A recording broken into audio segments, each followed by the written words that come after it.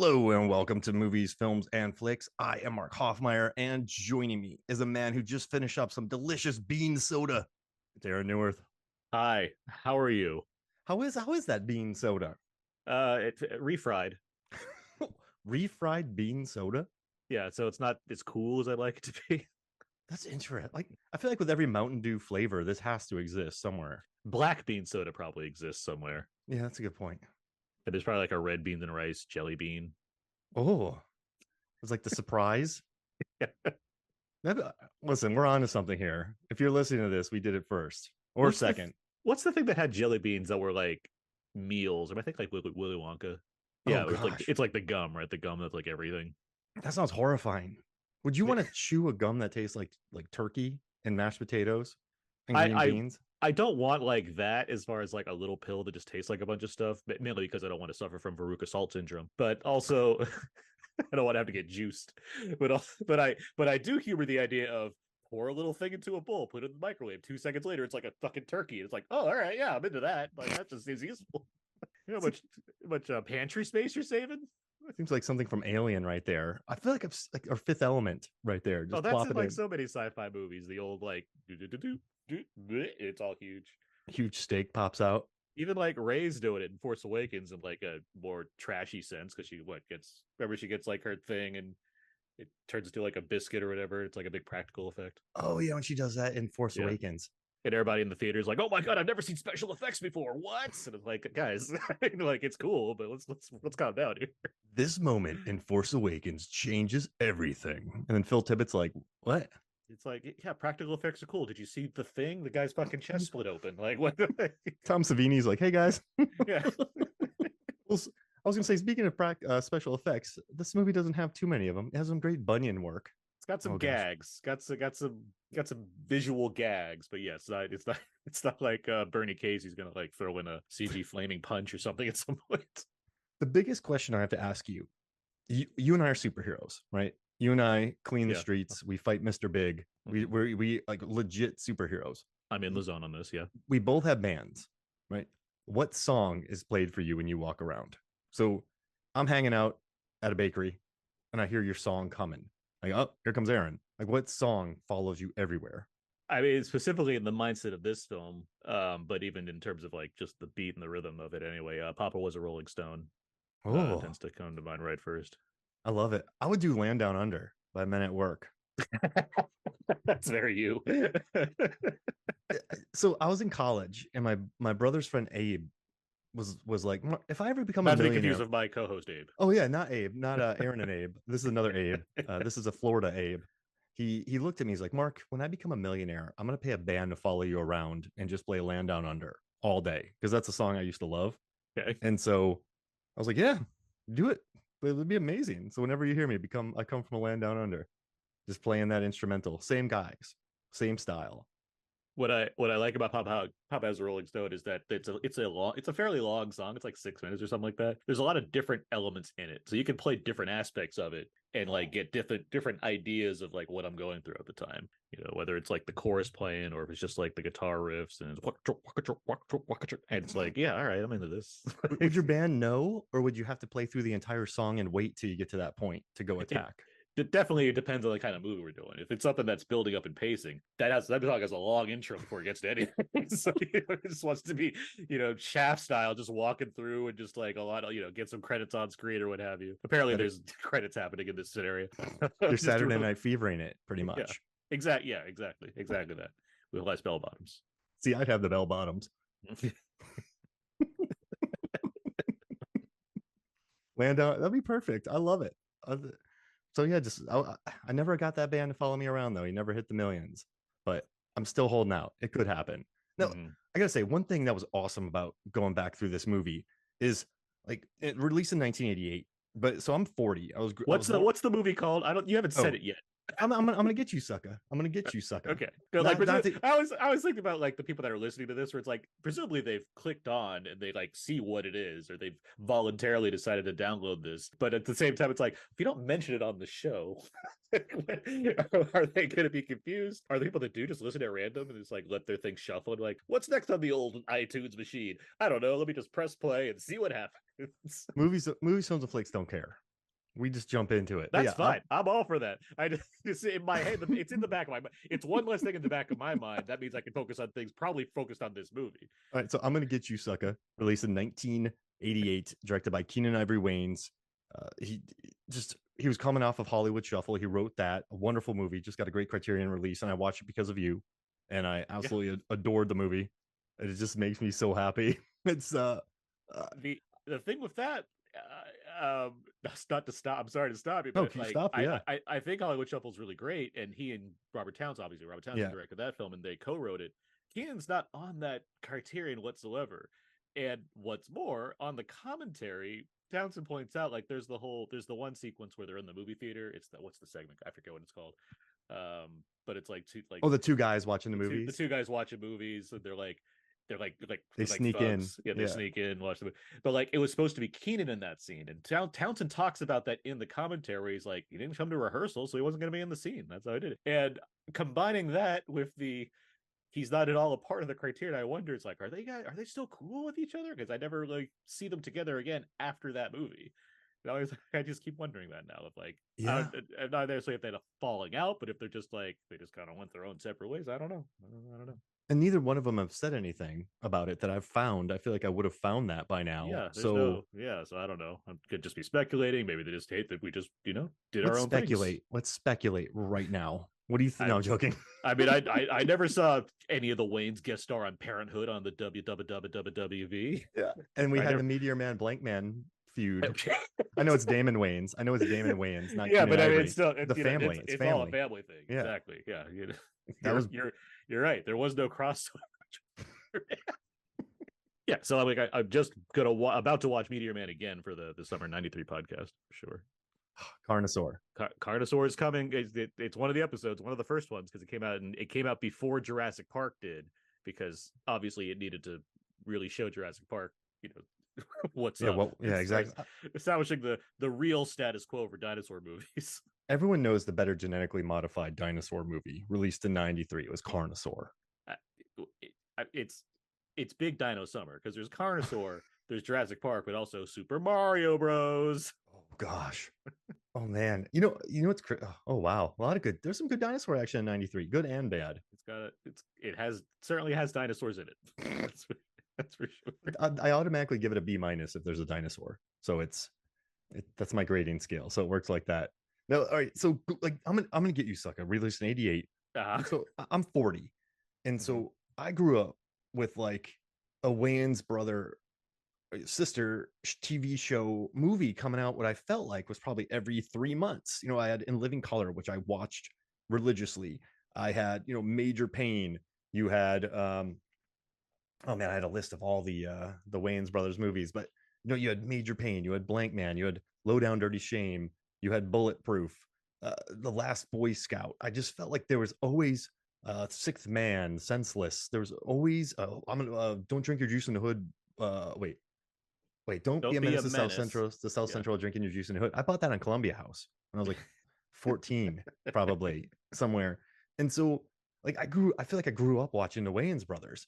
And this movie since I just didn't watch. I watched since I was younger. My parents weren't too into movies. I just sort of rented what was new at Blockbuster.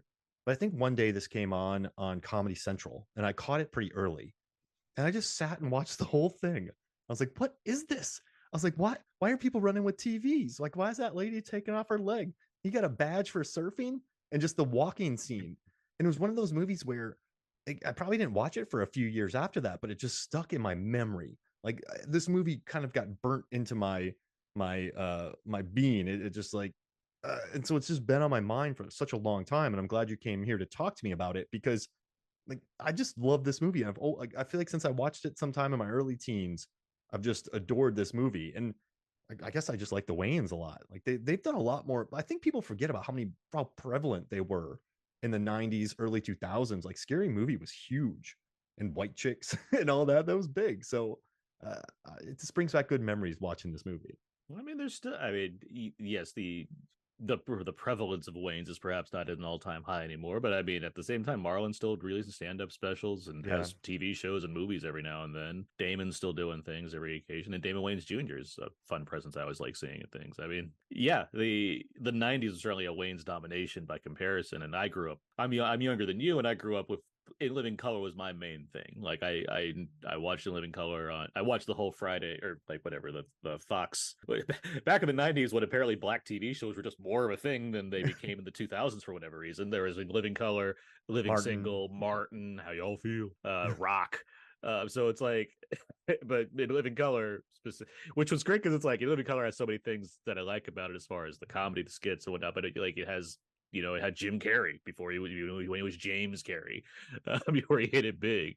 Let alone other ones that I always like seeing, like David Allen Greer, who I don't want to say has got a bum rap because he's had a great career, but it's at the same time it's like this guy's so talented. He's like Shakespearean trained, but he became like such a I'm just a supporting character, comedy guy every now and then. It's like, but he's so wonderful. Same with Tommy Davidson. Regardless, they've had a great career, so they can't complain. I'm not complaining about them. So with that, yes, I agree with you. I've seen all like the various movies they were in or whatnot, and certain ones I grew up with more, like Blank Man, seemed to be on TV a lot. And then at some point, it's before Scary Movie, but I did say I know what you did. I'm gonna get you, Sucka, and it was off to because not off. It was like I didn't get what I was seeing beyond the fact that like, oh, I'm seeing a lot of people I recognize for sure because I hadn't seen a lot of blaxploitation films. That like I didn't really know what that was at the young age that I saw this movie yet. But my mom like explained it to me to a degree as far as like, yeah, it's kind of like a spoof of these old like black movies back in the 70s. I'm like, okay.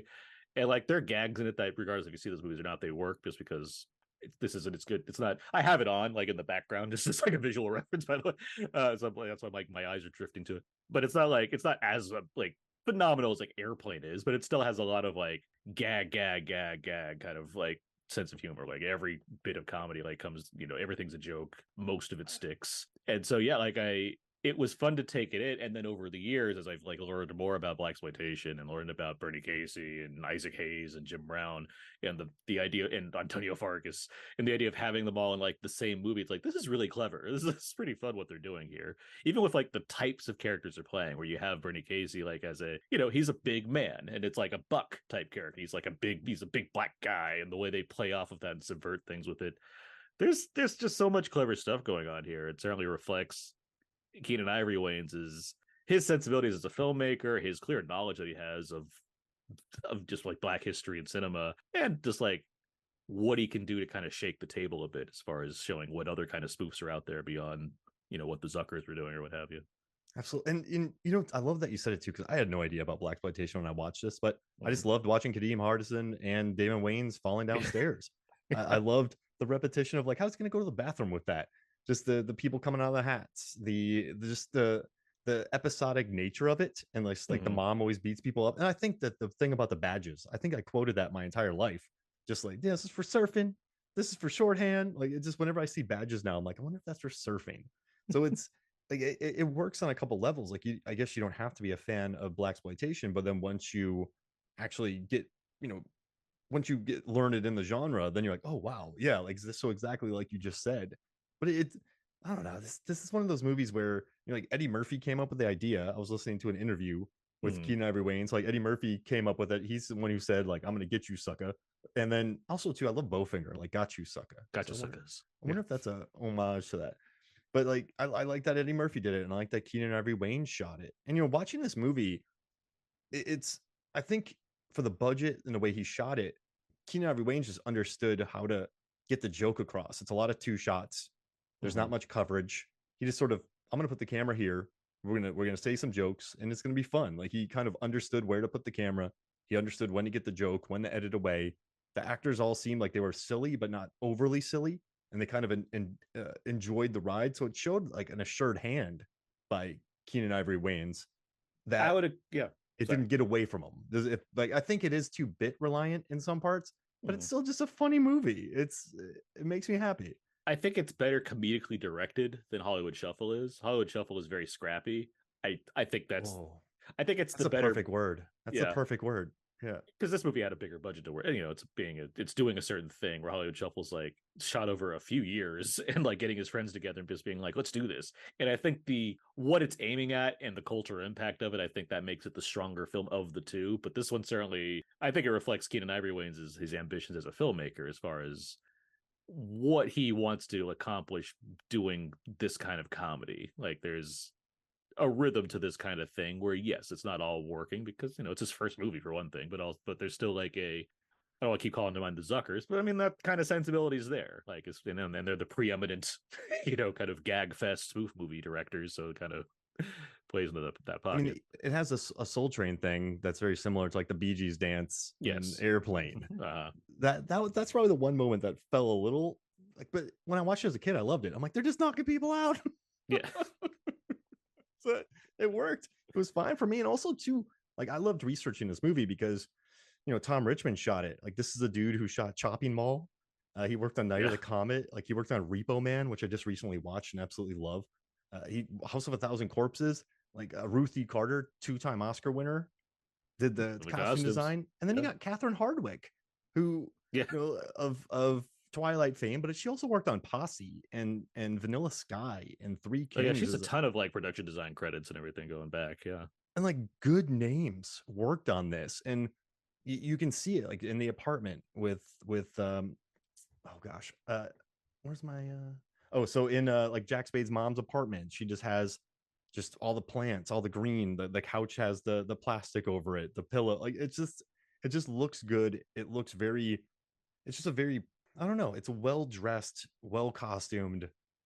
I'm not saying why it wouldn't be, but it does have a pretty good pedigree to it and some very talented people working on it, which kind of makes me happy. Like it's we get a lot of directors that can feel like sitcom directors, if you know what I mean, where like the lighting's super bright or what have you, and like the aesthetic is just it's impersonal for the sake of being broad, but it's like, well, then it just kind of removes any sort of semblance of reality, which is like, well, it's a movie or a comedy. It's like, how much semblance of reality does it need? It's like at the same time, authenticity and lived in natures of things makes a lot of sense. A movie like this, particularly when it comes to, in general, movies that are made by not white people that have this sort of community that they can rely on as far as who they're hiring on, what kinds of things they want to put into films to inform them, it tends to show in the final product.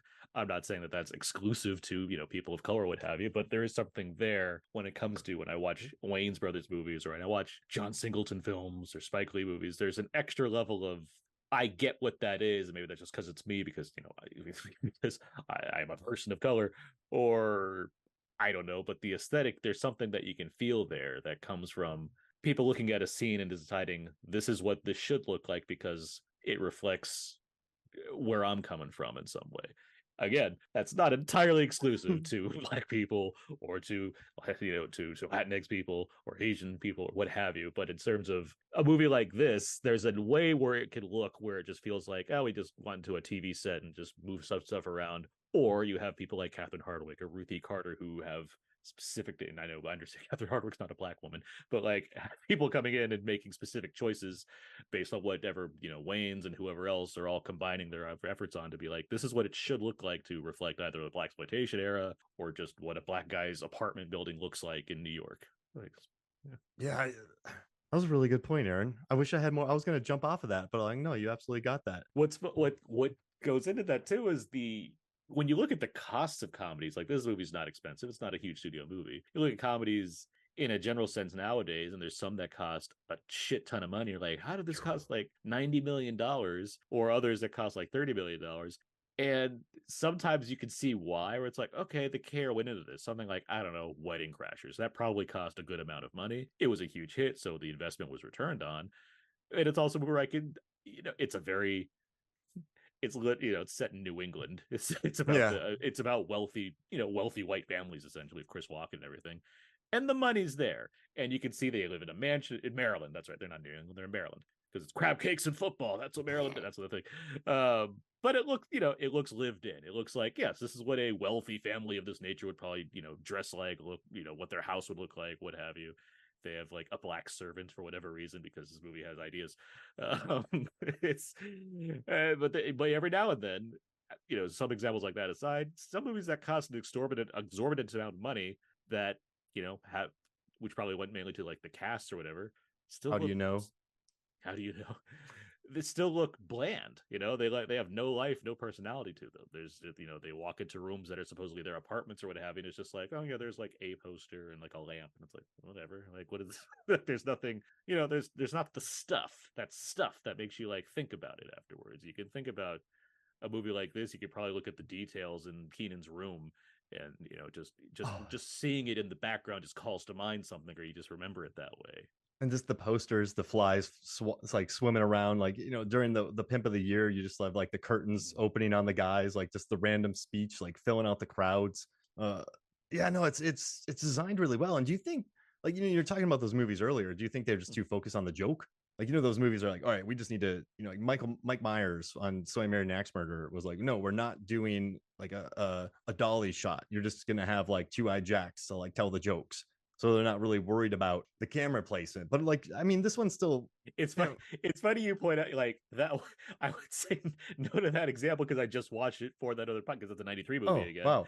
And that was directed by Tommy Schlamme. Thomas Schlamme, who's big TV director who directed. He came up with the whole walk and talk thing in West Wing. Like, so he's a director that actually does kind of pay attention to a lot of stuff. But I know the point you're making as far as, yes, there are people that are more dedicated to exactly just the punch of the scene without thinking about the surroundings of the scene, right? And yeah, it's not the worst thing in the world, but at the same time, there's movies that stand out because, hey, I remember this. This has a life to it that certain movies don't. Beyond the punchline that you'll forget, until the next punchline. And this one has stuck with me. I feel like you and I have forgot. How many movies have we forgotten? How many movies did you watch last week that you haven't thought about since you watched them? Probably a lot. Yeah. So I don't know what it is about this movie that has just always stuck with me. It's just, I don't know. I guess it just has a good energy. It's in and out. It's fast. Like I also like what Keenen Ivory Wayans is doing. Like I feel like he sort of really goes against that classic stereotype of the military. Like it's like Dwayne Johnson in Walking Tall. He comes back home. He's super tough. Like this one, he's running around like an idiot. When they started shooting and he jumps up in the air and starts screaming, and like Bernie Casey has to save him, and then like I don't know why, but that's such. And then they go upstairs to deal with Damon Wayans and Kadeem Hardison, and they don't kill him. They just let him roll down the stairs. Like it just makes it's just an odd, maybe like the repetition that they have to it, whatever it was, but it's just stuck with me for however long. And like I saw that it was on sale for Kino Lorber, so I picked it up. And yeah, and like I don't know, I feel like whenever I'm out, like with the Cheap Pete stuff with Chris Rock, like with his rib bit, and just like I went back and watched all his In Living Colors. Like it's the same thing every time, but I just love Cheap Pete. Like, did you have the CD when it was released, when he talks about buying a car and he doesn't want an airbag, he just wants like a bag full of Jello?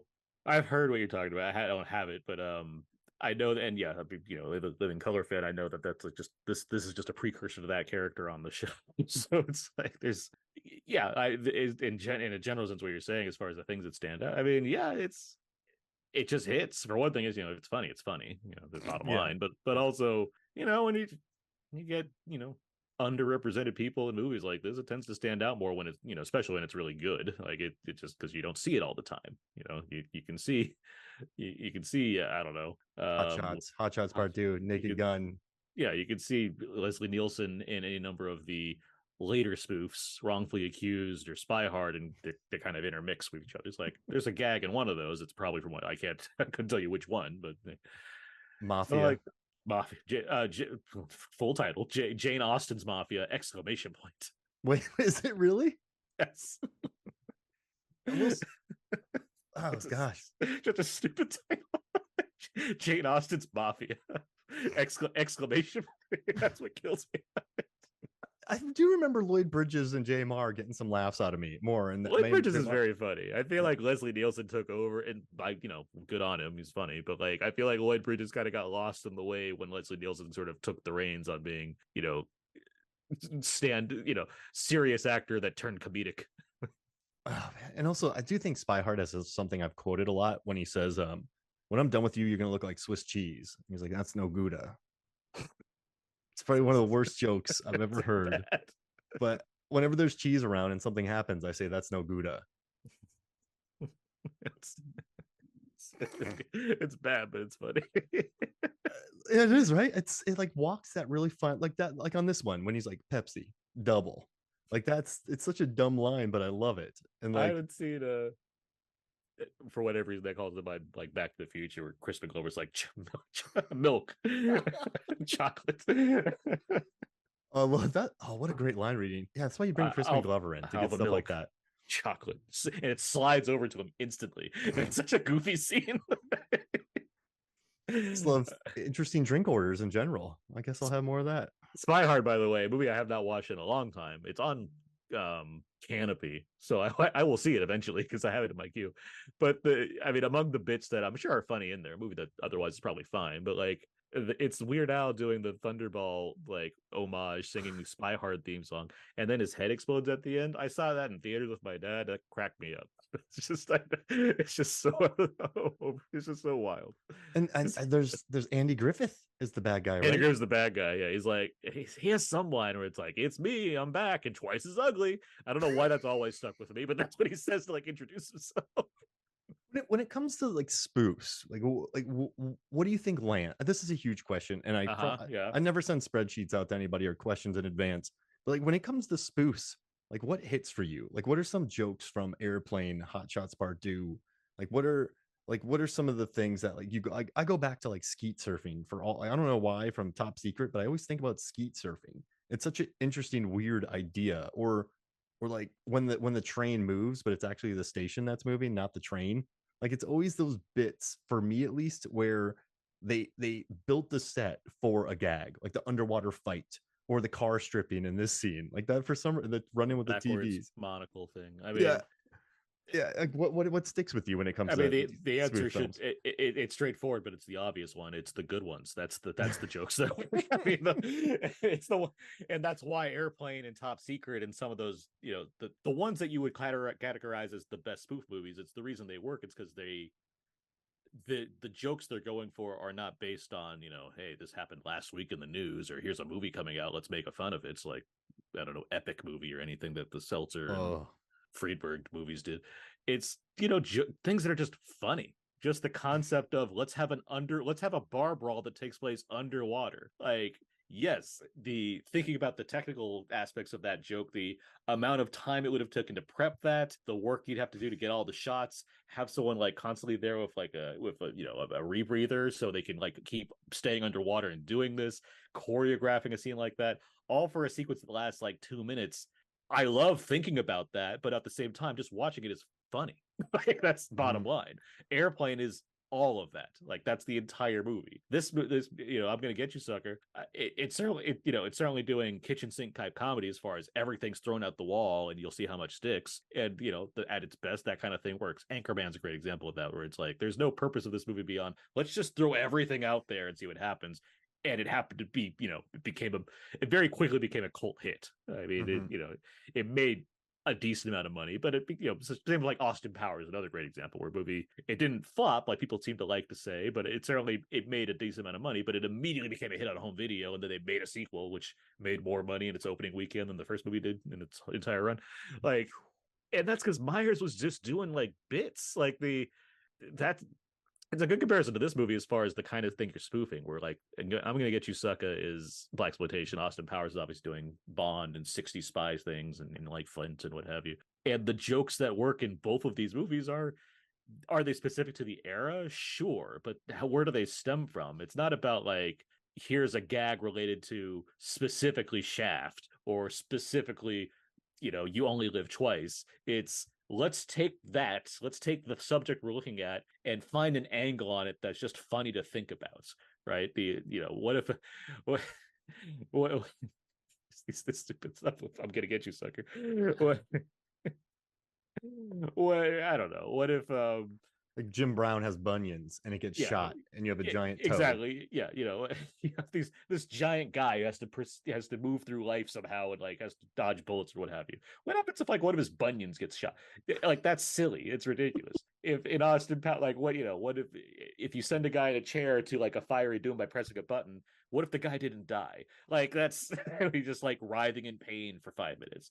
Like there's just gags. They're just gag stuff that's so like evergreen compared to so many bad comedies that rely on here's this thing. Isn't it funny that we have that thing from that in this now? Like, that's not a joke. That's just like that's just point at that and laugh at it. And it's like, what? We're referencing this worse. Like it's less funny than when it was, but it's in our movie, so it's funny. Mm-hmm. Yeah. And like looks terrible. Like I think all those Freebird Seltzer movies that just destroyed spoof movies that just rely on like, hey, Avatar is funny, right? Here's a person painted blue. I do respect the hustle because didn't they make money at first? Didn't Date movie was a success? Date movie's right? the reason, yeah, because they advertised as two of the six guys that wrote Scary Movie, and and the Date movie like makes money because it comes out around Valentine's Day, right? And so it's like okay, fine, and it's the first one of these that's doing it, but it's no better than any other ones. It's awful, also. Like yeah. it's like depressingly awful. I felt like a piece of myself die while watching it. I really remember that. Like I remember going just like I don't really hate many things or dislike many things, but I was watching it and just going like, no, this is just a scene from like another thing. And then the movie blew up and then you had Spartans. But whatever, I respect the hustle. They made money. Like and then they crashed and burned. And then they wrecked space for a while. Yeah, respecting the hustle's one thing, and it's not like were they hurting anybody? No. Did they get canceled later on for some reason? No. Like there's nothing seemingly wrong with them as people. They just made product that wasn't good. Like that's the bottom line. I mean, it hurting is such a weird like no, they didn't physically hurt anybody by making movies. At the same time, though, you give a consumer a thing, and for whatever reason they flock to it, and you got more of that thing, and it in turn kind of ruined the thing. I mean, what spoof movies do we get now? Like Edgar Wright kind of does homage things when it came to his Cornetto trilogy, but like do we have spoof like I guess what Adams and the Lonely Island crew, they have Pop Star and yeah, MacGruber came out like, but it's few and far between for one thing, but also what's the last great one? Black Dynamite? Or would you say MacGruber? Black Dynamite rules, and that's yeah. another great. I like Black Dynamite more. Man. I like Black Dynamite more than this movie, and that's not to put this one down. It's just Black Dynamite's so good. It's like Michael J. White. Before I came in the room, that killed me. Like that. He's so proud of it. I came in. Oh man, I like never interrupt me when I'm doing my kung fu and like oh man, Hush Child. Like and also too Abe Lincoln coming out to help him fight Richard Nixon and like Anaconda Malt Liquor when they figured that out on the see that movie's got jokes and jokes and jokes, but God, let me just look it up. That's lightning in a bottle. Surely there's got to be spoof movies that happens to like it seems like Marlon's still doing stuff, and like I like Marlon Wayans, but like those movies don't do it for me. I like him as an actor. I think I like seeing him in stuff like Air, where it's like you're good at this. Just be a character actor. Requiem for a Dream. But he has fans though. I'm not gonna respect the hustle, like you said. Like if he's gonna make Haunted House 2 and that 50 Shades of Grey parody he did or whatever, it's like he has fans. So good on him. Good on him for getting these things, and he's producing them on his own, which is also respectable. Like that's exactly. Yeah, I mean, listen, make the money. Like if people like it, shoot. And I gotta say, like one thing I do love from this movie is like, and maybe just growing up and watching all these movies, but when Damon Wayans joined the show Lethal Weapon, I'm like, this is amazing. I was so happy. And when Sean William Scott joined it, I was like, this is the greatest day of my life. When I saw Kadeem Hardison and Teenage Bounty Hunters, like I couldn't tell you how happy I was. Like I really, like I was like, oh man, Kadeem Hardison, like that's Kadeem Hardison's funny. Like when you like a lot of these guys, like when they just pop up on screen, like I just love like this whole crew, like David Allen Greer's cameo in this is the newsman. Like he's hilarious. I think he's one of the best yellers. That like underappreciated yeller, like in the Army Now, Jumanji, like his screams are yes. There's a scorpion on my back. There's not a scorpion on you. I need to watch In the Army Now. Was that 93? No, because Son-in-Law is 93. Oh, was that summer? It was that. Yeah, it's one of our episodes. Yes, we recorded like most of them at this point. So. Oh, I'm excited. That's gonna be good. So you're covering funkier movies in 93. You're not we're covering it's not just the mainstream stuff in 90. It's everything that came out in summer of 93. Oh man, that's gonna be good. There's some gems and hidden things and really bad stuff that all come, but we have fun talking about it. But that's that show. We're here. I'm over here. We're gonna promote it, but like Tony Cox, when Tony Cox comes out and he gets beat up in this because he beat him up in 5th grade, like just John Witherspoon at the at the funeral when Yeah. they all leave and take the flowers. And like I think one of my favorite lines is when Junebug's mom was like, he ain't shit. He wasn't shit or something like that. Just straight up like just oh man, that's like just one of the funniest lines. Like just and then all the chains that were on him, like all the gold chains. Like, oh no, not gold chains. You're right though. You know what it was? I think it was just so different for me watching it when I was probably 13, 14 that Mm-hmm. it just made me happy. Like this wasn't something I'd ever seen before. And maybe that's why it stuck with me because I was so used to, I love Hot Shots Part 2. I love Hot Shots, but this brought something like new. And plus I already loved all these actors anyway. Like I think I bought Blank Man on Columbia House too. So it's and Major Pain. So like this watching these guys, seeing this thing Major come Payne's out. funny. I like Major Payne. That's a Oh funny. yeah. Damon was doing. I like Damon was of the Wayans growing up. Damon was my favorite Wayans like, for a while. Because he was versatile, right? He could do the Last Boy Scout, but then he could go do what, like Homie the Clown. It's weird to call like I think he is talented. Calling him versatile, it's like he's doing him just in different like degrees. Different him. Yeah, like I think Marlon has shown more range as far as like he can do dramatic stuff or he can do broad comedy. I don't judge to see. I can't think of Damon Wayans doing like serious things beyond like being sad in Last Boy Scout because his girlfriend died. Like I'm trying to think of the real difficult tasks he's had as an actor. He never on the rocks it. Correct. Yes. He's never a shifty husband who's actually a pretty great husband. Yeah, he's a good guy. You know what, my favorite line from that movie when she's like, Dad, just call me next time you want to hang out. Like just that's like the whole crux of the movie. I'm like, Rashida Jones, man, she just she's in that movie that TV show Silo I've been watching. Oh, like okay. It's an Apple Plus. Yeah, I don't think it's it's an Apple. Yeah, I haven't. No, it's coming out really soon. I haven't delved into it yet. You know, my wife read the book, so just seeing her on screen. But I don't know. I know this is weird, but I just love that the early '90s, like like I was working in a theater, I think, when Scary Movie or Scary Movie 2 came out, and I remember how big those were.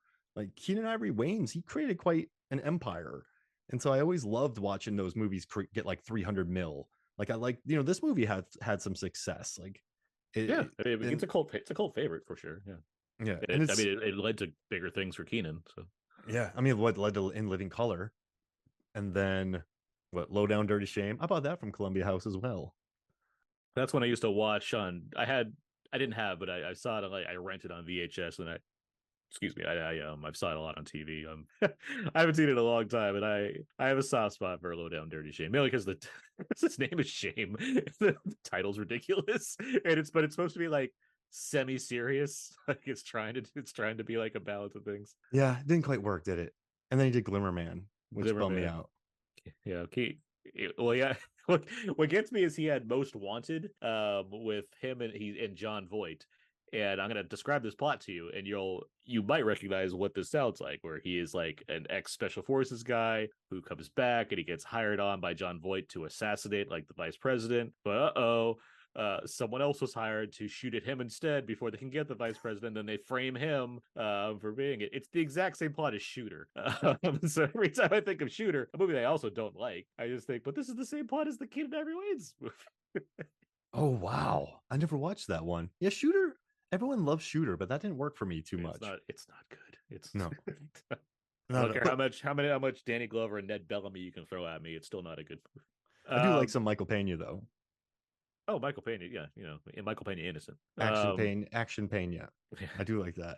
I think my favorite line reading though in this movie is from Clarence Williams III. Kalinga, when he's like yes, he's like, I need you to come out there and help me. He goes, yeah, no, like he just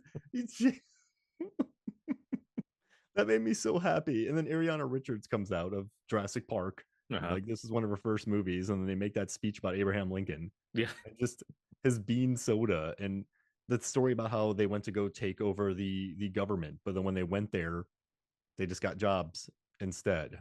Like that's a I know I'm just reciting parts now. I don't know. Right, no, but like right there, that gets back to what we were talking about as far as like Clarence Williams III, his character, not in it like he's only in it doesn't come into like way later as far as his being factored, but like early on, he has presumably this one scene. It's in one set, but the set looks like what you would want this set for this character to be in a broad comedy sense, along with his children who have like braided hair and everything. Like it's just there's so much detail going on there that doesn't need to be a thing necessarily, but it's like no, let's make this as like ridiculous as possible as far as what we're trying to communicate with these people. So it's like that effort that goes a long way as far as making these movies work and be memorable. And Bean Soda. Just they created a label and put it on there. Catherine, I did not know Catherine Hardwicke was a production designer, but she has quite the filmography. Oh yeah, she has a long filmography. Yeah, no, and like when I saw Ruth Carter did the costume design, just and then she moved on to Malcolm X and like some big films, like Oscar winner. Like I don't know, like you said, I know I'm repeating myself, but like I think a lot. I think that's why it stuck with me for this long, and maybe I just wanted to talk about it for once because I don't think I've ever had. This isn't a movie where you just like you can't be out and just look over the person next to you and go, "I'm going to get you, sucker." Like they're going to think you're threatening them. But like if you like, this isn't a film that you can really talk about, right? Like not many people have watched it, but it's not too big. So when I'm glad that I said I wanted to talk about it, you volunteered. I'd argue that the Wayans in general don't get enough credit or like at least discussion as far as their maybe I'm wrong. Maybe there's like a lot of books out there that I don't know about, but like I don't think there's enough like I'm not going to go out and say like everything the Wayans have touched has turned into gold, but it's like there's certainly like they're a large family that has had a lot of success in the entertainment world, and that's due to the fact that they hit something that was working well for them. And yes, The Living Color is probably like the best homogenization of everything as far as putting all their efforts into one thing that's really successful beyond Scary Movie, because that's its own thing for other reasons. But like no, I think there's a lot of fascinating things to think about in terms of what Keenen did essentially to get his family into the door and have them populate with various films and projects and what have you to find all kinds of success. So it's starting with something like this in what I assume is the movie films and flicks the Wayne series that will be coming after.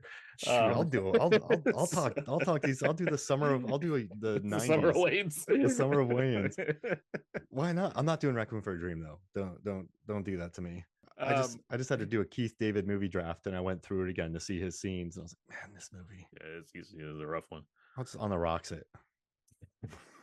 To go back to the other spoof movies that have come out, I'm like, there's certainly a list. I'm looking at this giant Wikipedia page, and it's like, yeah, there are lots of them, but like last great, that's like I'm out of thinking that just says parody movies. So there's a lot of stuff that kind of like it's like Borat 2 is like that's not really a parody movie, but it's like all right, like no, Eurovision Song Contest, like that's not really a parody. It's more of like taking the subject of this thing. So I try to find like the last like good parody film, and like Pop Star feels like it comes closest, even though it's not really it's parodying like a culture in a way, I guess. Yeah. What We Do in the Shadows, but like that's like in its own kind of thing, just taking vampire. I don't know like how you classify this as parody. No, because yeah, this is more of a horror comedy to me, right? Like it's like but it's taking it has a Nosferatu type character. It had like I get where if you were to tell me this is one of my favorite spoof movies, I wouldn't necessarily think of that in my head, but I wouldn't like shame somebody for saying how dare you call that a spoof movie.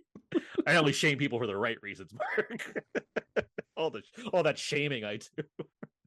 Quite often too. I've been hit with it a couple times today. So so I guess MacGruber is like, and that's a good one though. Like the MacGruber's great. I love MacGruber, but yeah, I somehow talked Rotten Tomatoes and let me write like a 10-year anniversary piece for that one. And it was fun to explore again. Like that one, like the sex scene with him and Kristen Wiig is, and then the one with Maya Rudolph, like Will Forte goes there to an uncomfortable place sometimes.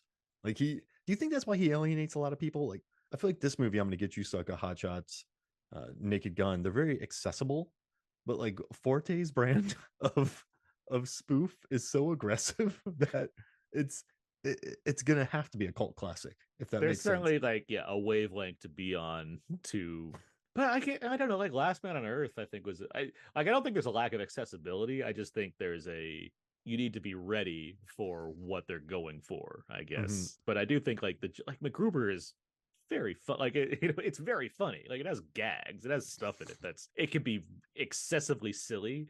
But and like to the point, like the throat ripping thing, right, which is like gosh, hardcore violence, but it's also very funny. Like it's ridiculous. It's really funny. because it's like, oh, Roadhouse, like you immediately think of that, and so it kind of takes out the violence a little bit. And I also love how they blow up the wrestlers, and it's like, no, no, no, no, and they do that to a Oh certain yeah, they extent blow up in the whole van of people. Yeah. this movie too, like when Hammer gets shoots himself before he Mm-hmm. gets down. Oh man, and when Bernie Casey's John Slade blows up before he can get into Mr. Biggs. A lot of big actors have been exploitation villains, but yeah, like they were blowing up their heroes before MacGruber were, which makes me pretty happy. Oh, I think one of my favorite lines though is from Hot Shots. They're like, "You're the best of what's left." That line made me Hot Shots Part 2. That made me very happy. Hot Shots Part 2, 93. Oh, are you gonna cover it? We talked about it. Yeah. Oh, see, this is a conversation I wish y'all would have had. It's Okay, Aaron. it's funny that like I like in my mind now there's like 60 movies that I'm like that's definitely from 1993.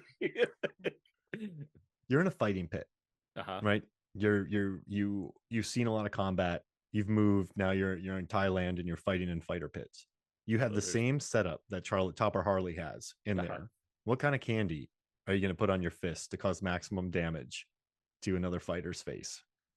It'd be hmm, it'd be sour Skittles, I think. Oh, Because it's like you already got like the Skittles, which pack a punch, but then it's sour, so it has like the little crystals on, like sour crystals on top of it that get in there and scrape. oh. So caramel and sour Skittles. Yeah, You're a wild man, Aaron, and I love it. I if you hold it, dedicated. if you hold a Twix the right way, you could probably knock something out too. Oh yeah, you can make a knife out of that. I dedicated an entire episode of MFF to that same topic where we pick candies to fight with. Mm-hmm. But the problem with comedies is, and I knew we were going to come across this, is it just kind of becomes a, hey, the scene is funny in this movie, and this movie doesn't have too much depth to it, but it just plays so fast, like it just goes by in 90 minutes.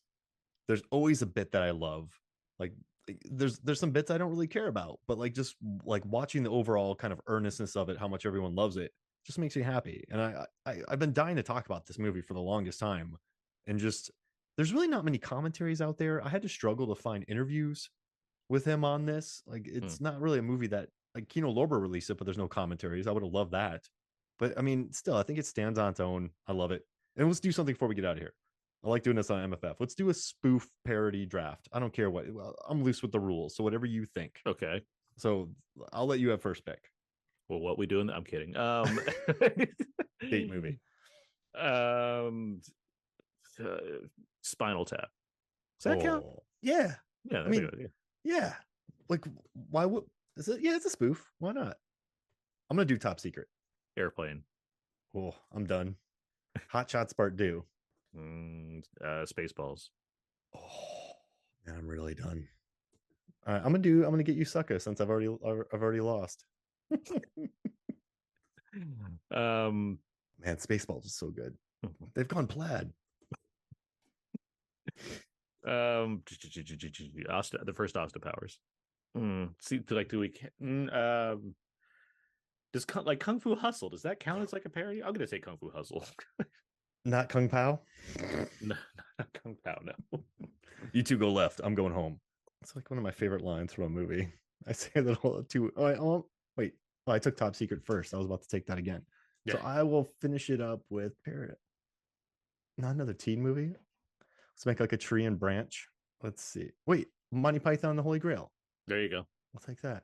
Oh, I actually like Club. What do you think about Club Dread? Oh, Club Dread's underrated. That's a fun movie. You know that put him in jail. That put him in, not jail, director jail. I read Jay Chandrasekhar's book, and he said he got put in director's jail for that movie, which Just doesn't make sense because it's funny. Also, they had Beer Fest a couple years later. Like, it wasn't like they just went away. He said he fought the studios on it, and they like, yeah. He said he was kind of like he got his wrist slapped for it, but I don't know how you watch it and not love Bill Paxton. I mean, well, because he's the best thing in it. It has it's a messier movie than like Super Troopers. Super Troopers more like, because Super Troopers is like 90 minutes and tight. Yeah. Club Dread goes on a little longer and it's a little drier. Like, so it's like I can get not everyone being on the same page with what it's doing, because I think there's like an unrated version that's like 2 hours or something like that. Like it. Oh, that's a lot. I don't think I've ever watched that one. Just give me more Bill Paxton and his Pina Colada Berg. There's some line that kills me where Penelope? there's a lot. Club Dread's funny. Bottom line, there's a lot of funny lines in Club Dread. There's like a scene where like they're all together. They're like trying to figure out like what are we gonna do? What are we gonna do? We got like this going on, and there's jungle rats. And then the guy stops like, we have jungle rats, and it's. They have I that haven't watched. quasi. They have I that haven't watched. I was about to say I haven't watched Quasi yet. I haven't heard the best things, but I don't know. We'll see.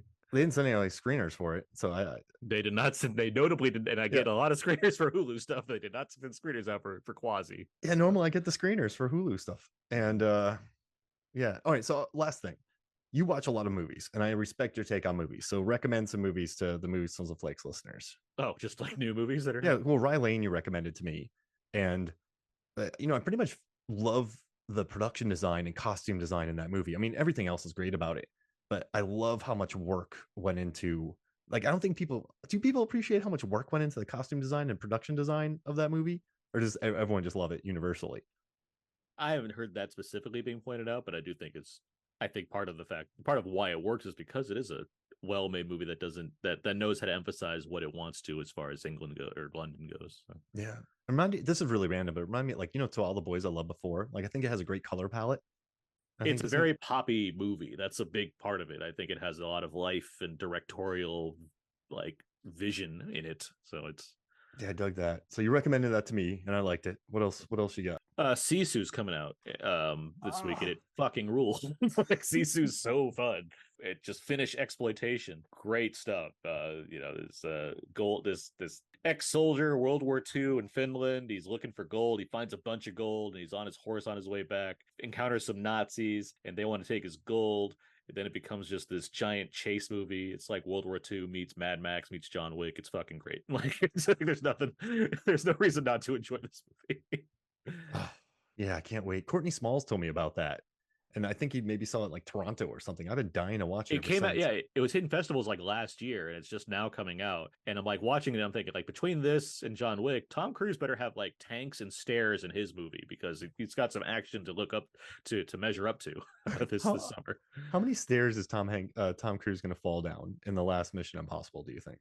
I don't know, but I have two questions now. One is how many stairs does John Wick fall down? That's a thing you could definitely do for a peak. Easy. And then does Tom Cruise ever fall downstairs? That's my next question. Does that ever happen? He runs up them. He runs up and downstairs all day. You know, get that man a stairmaster. He doesn't do much tumbling. He falls on cars. Yeah, he gets a lot of like boinks. Like falling. The best is of course Mission Impossible 3 because the trailer shot where like the rocket hits the bridge and he gets flung back sideways against the car. It takes a lot of oneers, not multiplers. Yeah, or like Ghost Protocol when he hits his head on the thing because he misses the mark on the building when he tries to get back in. All right, that movie's that's such a great IMAX movie. Oh my god, watching Ghost Protocol for the first time and being like, he's on the Burj Khalifa, this is amazing. Look how great it is, and the fact that it's all about him screwing up the whole time. Brilliant move. The glove, and then they tell him how much he's messing up. Like, yeah, you can't catch him. Thanks. Yeah, fallible Cruise. That's why I like him in that movie. Oh, that's why Mission Impossible. I mean, the taking the turn that direction for that movie, and even in the follow-ups with Rogue Nation and Fallout, it's not as I don't think it's inherently as comedic as 4 was, but it certainly retains that aspect of it's called Mission Impossible. Make it difficult for him. Like you can't just get in the first try. Yeah, you know what? You know what's interesting now? It's like he held his breath for 8 minutes, but like I mean, I guess they do make it difficult for him because of the things floating around. Yeah, but yeah, you're right. The ghost man, that scene. He's on the World's Tallest Building. And he has sticky gloves. Yeah, I would retire if I wrote that. I'm just letting you know. I'm out. So we have Sisu. Evil Dead Rise is super fun. I'm a huge Evil Dead fan, so like what I like about Evil Dead as a franchise is that Sam Raimi, Rob Tappert, and Bruce Campbell are so like devoted to it and like preserving it. So it's like there's a reason there's not any bad Evil Dead movies because they care about it. So if they're going to get the remake going, the first time with Fede Alvarez, it's like let's tap a guy that knows what we want out of this, and they did. They got a movie that's really grisly and hardcore in the way that the first one is going for. When you watch, 1981's Evil Dead now, yes, it's less it's has a low budget, it has a certain kind of acting style, it doesn't like it goes the tone is for horror, but I can understand why you would find humor in it, where the remake is doing what you want. It's being like that movie. It's very hardcore. It's very grisly, like the first movie is. And now Evil Dead Rise, same thing. Lee Cronin. They found another guy who's like, this guy gets it. Let's do this. And let's see. You'll have wild camera angles. We'll have crazy gore. We'll have Deadites making fun of you while they beat you up. Like, great. I'm all about that. That's Chainsaws, a cool lead. I liked cool. Yeah. Lily, whoever. Sullivan, because Yeah, when you say them together, it's fast. It's Lily Sullivan and Alyssa Sutherland. So, they kept saying them together. I'm like, are they sisters in real life? Okay. yeah. Wait, Lisa Sullivan. Lisa Sullivan, Alyssa Yeah, Sutherland. she's great. Like I think she's like a really cool lead. I think they're both good. Like, yeah, they're really she's good as like the taking up the hero role, and Sutherland's good at taking up the like evil deadite role. Like they do the job. You know what's crazy? It took me a few times to like the Evil Dead reboot, remake, whatever, because I didn't expect it. Because I guess I was used to Evil Dead 2 and Army of Darkness, Most are, yeah. and when I watched it, I went, "Holy shit!" Like, It's holy shit! Like, and it took me a few times to like it. I really did. I think I had to just wrap my what I was watching. I knew was very well done, and like Jane Levy's great, and Fede Alvarez does a great job. But it took me a while to warm to it. But now, yeah, I like it, and I like Evil yeah. Dead Rise a lot. I do. There's stuff to be humored by in the remake, like, but I know what you mean. It's certainly a grisly movie, and like put the razor blade on her tongue and all that nonsense. It's like, oh my god, this is wild. But yeah, Rise out the gate, I think it's not goofy, but it certainly has more like gags in it than the remake did, and it's fun. It's a fun movie. Elevated horror. Literally, yes. Now, I have one more question for you before we go. Is Mhm. Shining the most elevated horror film ever because of the location? The Shining. Yeah, because it's like a mile above sea level. I mean, I guess if we're going literal, but I have to wonder, like, is where's Devil? Like, is that in a skyscraper? Yeah, skyscraper in Philly. In Philly. In Philly, I imagine that's not probably too high above sea level. Because it's right there, right? Mm-hmm. Yeah. So it's The Shining, the most Yeah, elevated. the Rocky Mountain aspect really gives it a leg up in that department. I'm Yeah. trying to think of this other. I mean, King Kong. Oh yeah. I'm gonna get you, Sucka. I'm Good keeping this movie. in. Yeah, good movie. Thanks for coming, man. And where can people find you? I know you're super busy. I know you got stuff to do. I'm in lots of places, but my friend Abe and I, we do co-host a show called Out and Out There and Abe. It is a weekly movie review show where we talk about the weekly releases. We also do a commentary track every month, which, Mark, you've been on many times at this point and always welcome. I write for We Live Entertainment for movie reviews. I write for whysoblue.com for Blu-ray and Criterion reviews, and I'm on Twitter at Aaron's PS4. And of course on the Brandon Peters show, the summer of '93 is coming very soon, where Brandon Peters, Scott Mendelson, and I will be talking about the every summer release that happened on the week that they came out 30 years ago in 1993. So a lot of fun to be had there as well. How do you find time? Because you have a social presence. You watch a Well, lot of movies. Do you have a very like a regimented day? I mean, it's not to the point where like I'm writing it down, but I certainly keep my I know what priorities I can put forward as far as what I can get done and what kind of time to write for one thing, work, do my daily job, then depending on screenings or what have you, know what I need to write when, know what time I have to actually watch stuff, and then balance all that with, hey, I want to talk to my girlfriend for a while or spend a lot of time with her on the weekends or what have you, do what I can. So it's yeah, I like being organized, that's for sure. And as long as I'm organized, I can stay on top of things. Yeah, I'm not like that, but it's cool. I appreciate you do it. And also, y'all, I don't have time to read many reviews until actually working for Rotten Tomatoes. I've read a lot of reviews, and like there's not many that I like to read. So I like Aaron's though. So if you want to check out Aaron Newer's reviews, I definitely because I feel like you actually look at movies in context and you kind of know what you're reviewing, if that makes sense. And I like that. I appreciate that. Thank you. Does that make sense? I hear what you're saying, and I'm not gonna say that I'm the best reviewer around, but I'm generally very happy with what I'm able to put out there, and I like to think that, like you, I think we both try to find the even in things that we don't necessarily like, we try to find the good things in them, or we try to see things optimistically. As far as it's not like they didn't try on this, so let's look at this as if there's something worthwhile out of it and extrapolate from that. And if it doesn't work, it doesn't work. We can explain why.